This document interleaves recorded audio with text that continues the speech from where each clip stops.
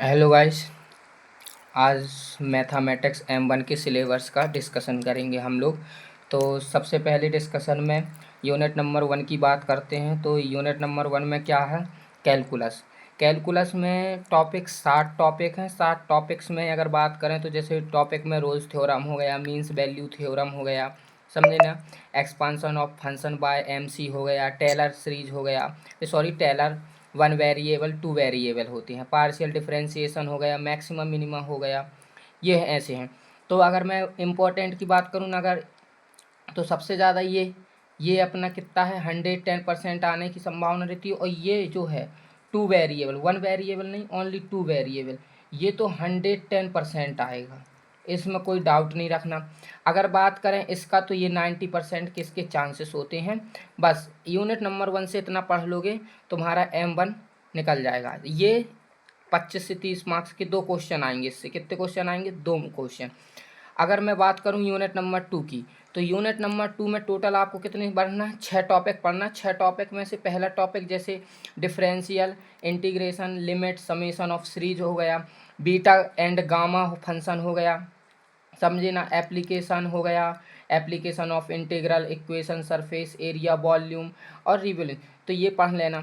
और दूसरा होता है मल्टीपल इंटीग्रेशन हो गया, integral, double integral, integral, triple integration, ये आते हैं। तो सबसे बात अगर मैं बात करूँ तो ये मल्टीपल इंटीग्रल बहुत इंपॉर्टेंट है, ये भी मेरे 90%, और इसका ले लो तो 30% इसके चांसेस रहते, ज़्यादा नहीं, और ये 110%। बाकी इस यूनिट नंबर 2 में ठीक ठाक है। अगर मैं बात करूं यूनिट नंबर 3 की बात करते हैं। यूनिट नंबर 3 की बात करते हैं जिसका नाम है सीरीज। जिसका नाम क्या है? सीरीज। सीरीज में उल्टा 60 टॉपिक हैं। 60 टॉपिक में से आपको कितने, 60 टॉपिक की बात करूं तो convergence of sequence and series हो गया, टेस्ट फॉर कन्वर्जेंस हो गया, पावर सीरीज हो गया, टेलर सीरीज हो गया, सीरीज फॉर एक्सपांसन हो गया, ट्रिग्नोमेट्रिक है, लेगोरिथम फंक्शन हो गया, फोरियर सीरीज हो गया, पार्स। तो देखो फोरियर सीरीज तो 110% आता है, इसमें कोई डाउट नहीं रखना, ठीक है ना। और ये वाला जो है ये भी अपना 90% है, और ये आता ही आता है, वैसे 90% बता रहा हूँ, और 80% ये तो आते ही आते हैं, इसमें कोई डाउट नहीं रखना। और टेस्ट फॉर कन्वर्जेंट ये भी 60, इससे टोटल 3 क्वेश्चन 2 क्वेश्चन आएंगे सीरीज से, कोई इसमें डाउट नहीं रखना। अगर बात करूँ मैं यूनिट नंबर 4 की, तो यूनिट नंबर 4 जो है हमारा वेक्टर स्पेस के नाम से इसका नाम जाना जाता है, वेक्टर स्पेस। वेक्टर स्पेस में ओनली 6 टॉपिक हैं। 6 टॉपिक में जैसी बात करें, वेक्टर सब स्पेस हो गया, लीनियर कॉम्बिनेशन ऑफ वेक्टर हो गया, linear dependent, linear independent, basic of vector space हो गया।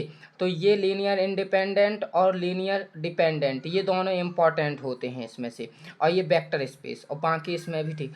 अगर बात करूं मोस्ट इम्पॉर्टेंट यूनिट की, इधर ये वाली मैट्रिक्स पढ़ लिए तो तुम्हारे 20 से 25 मार्क्स कहीं नहीं जा रहा है। जैसे रैंक ऑफ मैट्रिक्स हो गया, ठीक है ना, ये सिमुल्टेनियसली लीनियर इक्वेशन होता है, एक होता है कंसिस्टेंसी ऑफ इक्वेशन, और आइगन वेक्टर, डायगोनल मैट्रिक्स हो गया, और कैली हेमंटम हो गया।